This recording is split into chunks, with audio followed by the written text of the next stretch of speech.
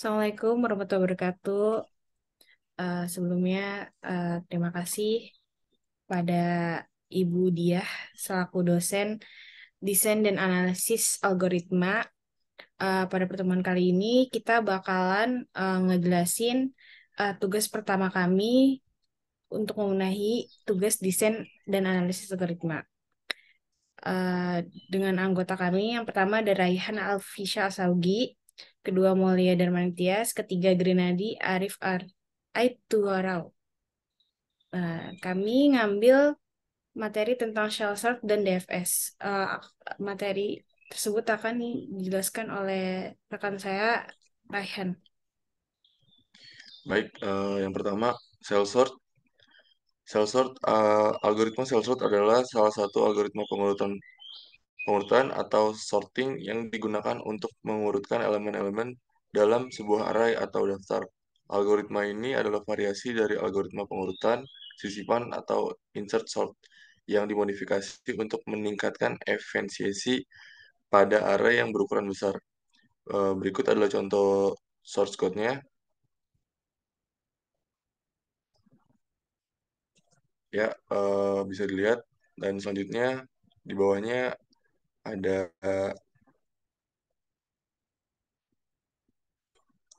pseudocode-nya dan kemudian ilustrasinya.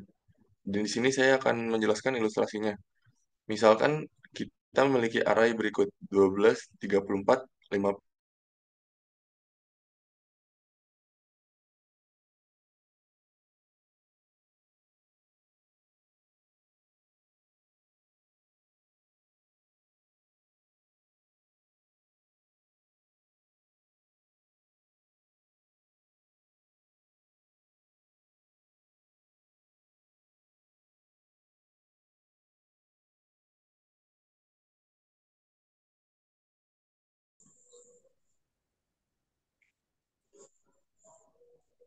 Baik, di sini saya akan menjelaskan ilustrasinya. Misalkan kita memiliki array berikut. Ada 12, 34, 54, 2, dan 3. Langkah pertama, gap awal ditentukan. Biasanya kita mulai dengan setengah panjang array. Dalam kasus ini ada 5 dari setengah setengah dari 5 itu 2. Jadi kita anggap gap awalnya 2. Langkah kedua, pengurutan dengan gap 2. Array dibagi menjadi kelompok dengan selisih gap 2 dan setiap kelompok diurutkan dengan algoritma pengurutan sisipan. Hasilnya adalah 2, 12, 2, 54, 34, dan 3. Langkah ketiga, pengurutan dengan gap 1. Gap dikecilkan menjadi 1. Jadi sebelumnya 2, sekarang dikecilkan menjadi 1. Selanjutnya, algoritma cell sort akan melakukan pengurutan dengan gap 1, yang merupakan pengurutan terakhir secara keseluruhan. Hasil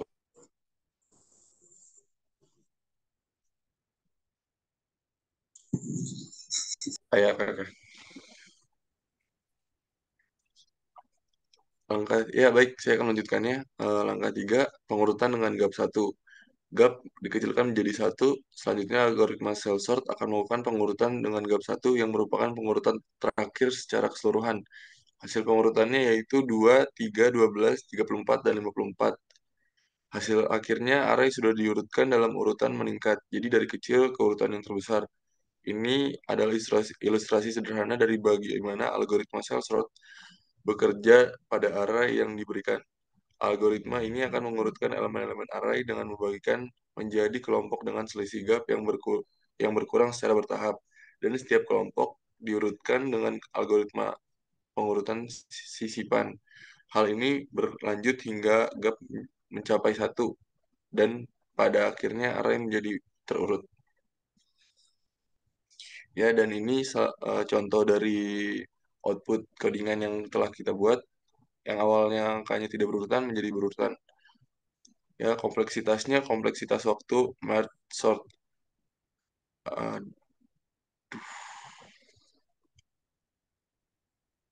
Salah kayaknya ya. Kenapa merge sort ya? Atau cell sort ya?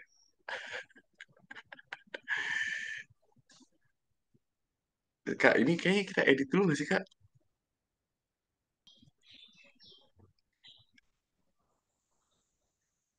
Baik, selanjutnya saya akan menjelaskan kompleksitasnya. Kompleksitas waktu cell sort dapat bervariasi tergantung pada kondisi atau masukan input data.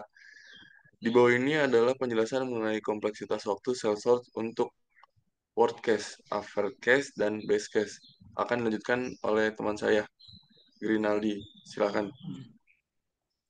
Oke, forecast kompleksitas cell sort yang telah diberikan adalah sebagai berikut, di mana N adalah jumlah elemen dalam array yang akan diurutkan. Ini terjadi ketika gap terbesar awal adalah 1, dan algoritma harus melakukan banyak perpindahan dan perbandingan elemen-elemen dalam array. Ketika gapnya adalah 1, algoritma cell sort pada dasarnya berperilaku seperti algoritma pengurutan sisipan atau biasa disebut insertion sort. Dan dalam kasus terburuk, insertion sort memiliki kompleksitas waktu sebagai berikut. Namun kompleksitas waktu cell sort secara keseluruhan lebih baik daripada insertion sort. Dan dalam kasus rata-rata dan pada beberapa kasus terbaik karena mengurangi jumlah perbandingan dan perpindahan elemen dengan menggunakan gap-gap tertentu sebelum mencapai gap 1.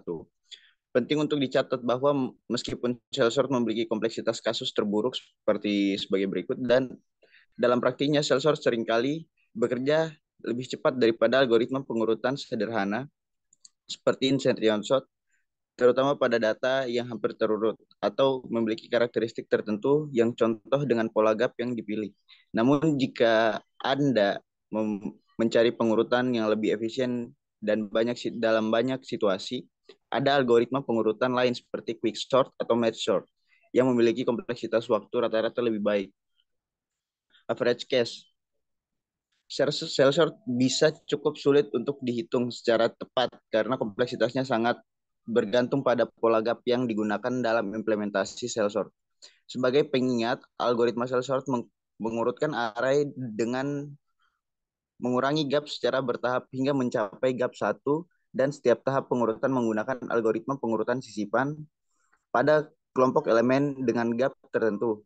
Karena pola gap yang sangat bervariasi tergantung pada implementasi dan data yang diurutkan, kompleksitas kasus rata-rata juga bervariasi. Namun dalam literatur kompleksitas kasus rata-rata cell sort biasanya dianalisis sebagai berikut, yang berarti bahwa dalam rata-rata algoritma ini lebih efisien daripada algoritma pengurutan sederhana seperti insertion sort, tetapi lebih lambat daripada algoritma pengurutan cepat seperti quicksort atau merge sort. Perlu diingat bahwa kompleksitas kasus rata-rata ini hanya perkiraan dan dapat berubah tergantung pada implementasi kasusnya dan data yang diurutkan. Namun secara umum cell sort sering digunakan karena meskipun kompleksitas rata-ratanya tidak selalu yang terbaik, ia sering memiliki kinerja yang baik dalam praktiknya, terutama pada data yang hampir terurut atau dalam beberapa kasus tertentu. Base case kompleksitas adalah sebagai berikut, di mana N adalah jumlah elemen dalam array yang akan diurutkan. Ini terjadi ketika elemen-elemen dalam array sudah dalam urutan yang hampir terurut secara alami. Dalam kasus terbaik, cell sort masih melakukan perbandingan antar elemen dalam setiap kelompok dengan selang gap tertentu. Tapi karena elemen sudah hampir terurut, jumlah perbandingan yang diperlukan masih lebih sedikit daripada dalam kasus rata-rata atau terburuk. Oleh karena itu, algoritma ini memiliki kinerja terbaik dalam hal ini jumlah perbandingan ketika elemen dalam array sudah dalam urutan yang mendekati terurut.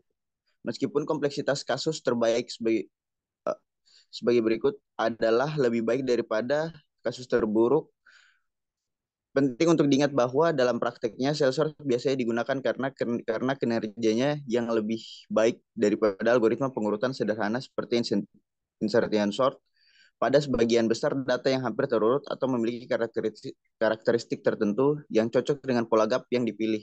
Jadi, merge sort memiliki kompleksitas waktu yang cukup baik dan konsisten, sehingga sering digunakan dalam aplikasi di mana kinerja yang dapat diandalkan penting, terutama jika Anda tidak dapat memprediksi dengan pasti kondisi masukan. The first search. Depth search ada yang dalam bahasa Indonesia disebut pencarian mendalam adalah salah satu algoritma pencarian yang digunakan dalam komputer sains dan teori grafik. Tujuan utama dari DFS adalah menjelajahi atau mencari informasi dalam struktur data berbentuk grafik seperti grafik atau pohon. Algoritma DFS juga bekerja dengan cara menjelajah sejauh mungkin ke dalam suatu cabang grafik sebelum bergerak ke cabang lainnya. Ini berarti DFS akan mengunjungi suatu node dan kemudian melanjutkan untuk mengunjungi semua tetangga dari node tersebut sebelum kembali ke node sebelumnya dan mengeksplorasi cabang lain yang belum dikunjungi. DFS dapat diimplementasi dengan dua metode. Yang pertama, rekursif. Dalam metode ini DFS dipanggil secara rekursif untuk menjelajahi tetangga-tetangga dari suatu node. Yang kedua, tumpukan. Dalam metode ini kita menggunakan tumpukan stack untuk melacak node yang harus dikunjungi selanjutnya. DFS digunakan dalam berbagai aplikasi, seperti mencari jalur atau rute dalam grafik sebagai berikut. Menentukan apakah grafik adalah grafik terhubung, penyelesaian permasalahan, pencarian dalam kecerdasan buatan, dan banyak lagi. Ini adalah salah satu algoritma dasar yang digunakan dalam pemrosesan dan analisa data yang melibatkan struktur bentuk grafik. Nah, berikut ada source code-nya. Bisa dilihat. Nah, berikut adalah pseudocode-nya.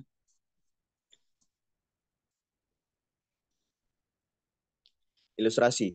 Misalkan kita memiliki grafik berikut, kita ingin menjalankan DFS pada grafik ini dimulai dari node 0. Langkah pertama, mulai dari node awal yaitu node 0. Langkah kedua, tandai node 0 sebagai sudah dikunjungi dan lakukan sesuatu dengan node tersebut. Misalnya, cetak nilainya. Dalam contoh ini kita mencetak mengunjungi node 0. Langkah ketiga, lanjut ke tangga-tangga dari node 0 yang belum dikunjungi. Dalam kasus ini, tangga yang belum dikunjungi adalah node 1 dan node 2. Langkah keempat, pilih salah satu tangga yang belum dikunjungi, misalnya node 1. Langkah kelima, tandai node 1 sebagai sudah dikunjungi dan lakukan sesuatu dengan node tersebut. Dalam contoh ini kita mencetak mengunjungi node 1. Langkah keenam, lanjut ke tetangga-tetangga dari node 1 yang belum dikunjungi. Dalam kasus ini, tetangga yang belum dikunjungi adalah node 3. Langkah ketujuh, pilih tetangga yang belum dikunjungi yaitu node 3. Langkah ke-8, tandai node 3 sebagai sudah dikunjungi dan lakukan sesuatu dengan node tersebut. Dalam contoh ini kita mencetak mengunjungi node 3. Kembali ke node 1 dan lanjutkan mencari tetangga yang belum dikunjungi. Langkah selanjutnya 10, node 1 tidak memiliki tetangga yang belum dikunjungi lagi. Jadi kita kembali ke node 0. Langkah ke-11, lanjut ke tetangga yang belum dikunjungi dari node 0 sampai node 2. Langkah ke-12, tandai node 2 sebagai sudah dikunjungi dan lakukan sesuatu dengan node tersebut. Dalam contoh ini kita mencetak mengunjungi node 2. Langkah ke-13, lanjut ke tetangga-tetangga dari node 2 yang belum dikunjungi. Dalam kasus ini tetangga yang belum dikunjungi adalah node 4 dan node 5. Langkah ke-14, pilih salah satu tetangga yang belum dikunjungi, misalnya node 4. Langkah ke-15, tandai node 4 sebagai sudah dikunjungi dan lakukan sesuatu dengan node tersebut. Dalam contoh ini kita mencetak node ke-4. Langkah ke-16, kembali ke node 2 dan lanjutkan mencari tetangga yang belum dikunjungi. Langkah ke-17, node 2 tidak memiliki tetangga yang belum dikunjungi, jadi kita kembali ke node 0. Langkah ke-18, lanjut ke tetangga yang belum dikunjungi dari node 0, yaitu node 6. Langkah ke-19, tandai node 6 sebagai sudah dikunjungi dan lakukan sesuatu dengan node tersebut. Dalam contoh ini kita mencetak mengunjungi node 6. Langkah ke-20, kembali ke node 0 dan mencari tetangga yang belum dikunjungi lagi. Langkah ke-21, node 0 tidak memiliki tetangga yang belum dikunjungi lagi. Ya, selanjutnya hasil akhir DFS yang selesai menjelajah seluruh grafik, mengunjungi semua node yang dapat dijangkau dari awal 0 dan mencetak hasil sebagai urutan kunjungan. Ini adalah ilustrasi langkah-langkah algoritma DFS pada sebuah grafik sederhana. DFS menjelajahi grafik dengan cara menjelajahi sejauh mungkin sepanjang cabang tertentu sebelum kembali. Berikut adalah hasilnya. Kompleksitas waktu dan ruang algoritma DFS tergantung pada bagaimana algoritma diimplementasi dan karakteristik dari grafik yang dijelajahi. Berikut adalah analisis kompleksitasnya. Kompleksitas waktu DFS. Yang pertama, kompleksitas waktu DFS dapat diukur sebagai berikut, di mana V adalah jumlah vertex dalam grafik, E adalah jumlah edge dalam grafik. Dalam penguji terburuknya, DFS dapat mengunjungi setiap vertex dan edge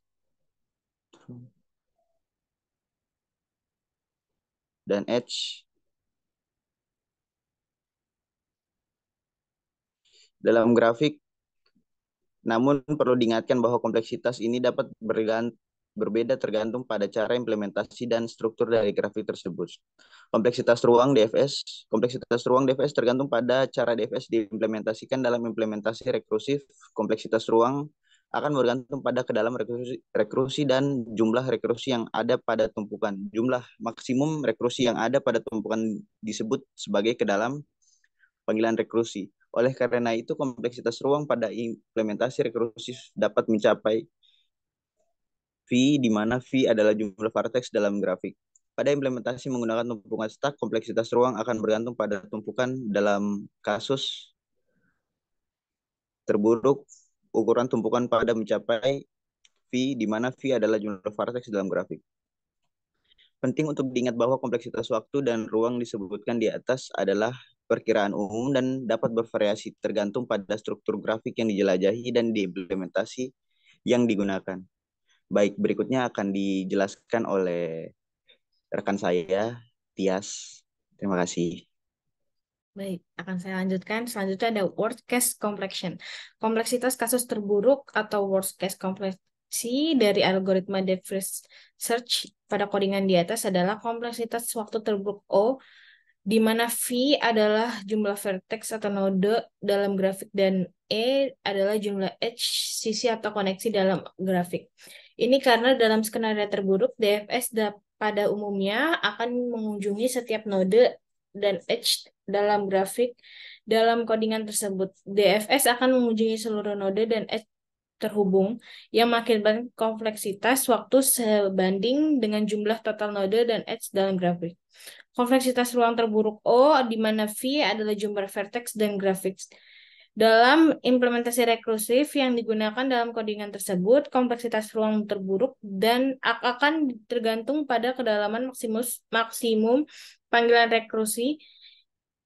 rekursif ke dalam panggilan rekursi dapat mencapai V jika DFS menjelajahi seluruh cabang grafik dan dengan kedalaman maksimum.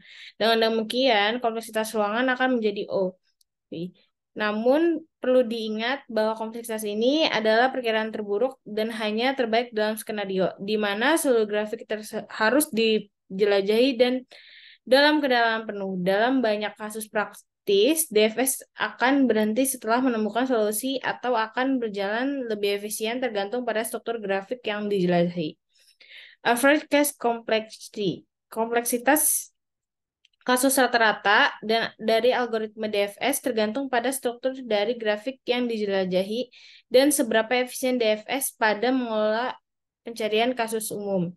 Dalam analisis rata-rata, kompleksitas waktu DFS dapat sulit untuk diukur secara pasti karena bergantung pada banyak faktor seperti kedalaman dan cabang grafik yang dijelajahi. Oleh karena itu, tidak ada kompleksitas waktu rata-rata yang pasti untuk DFS.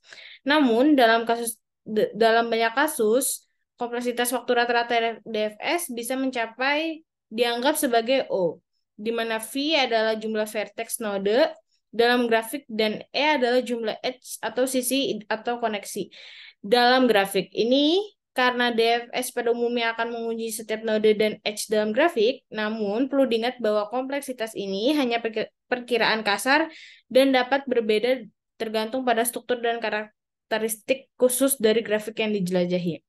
Kompleksitas ruang pada umumnya adalah O dalam implementasi rekursif DFS, di mana V adalah jumlah vertex dalam grafik, karena DFS menggunakan tumpukan rekursi yang dapat tumbuh sebanyak jumlah vertex.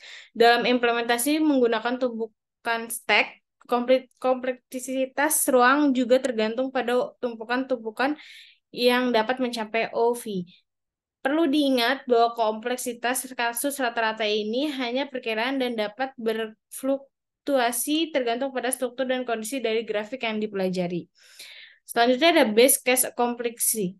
Base case kompleksitas kasus terbaik dari algoritma DFS tergantung pada struktur dari grafik yang dijelajahi dan lokasi node awal yang menjadi titik awal pencarian. Dalam skenario terbaik, jika node awal yang dipilih adalah simpul yang memiliki sedikit cabang atau edge keluar, maka kompleksitas waktu DFS dapat lebih baik. Kompleksitas waktu DFS pada skenario terbaik adalah O, yang artinya waktu eksekusi algoritma tidak bergantung pada jumlah node atau edge dalam grafik. Ini terjadi ketika node awal memiliki satu atau tidak ada edge keluar, sehingga DFS hanya perlu mengunjungi node awal itu sendiri.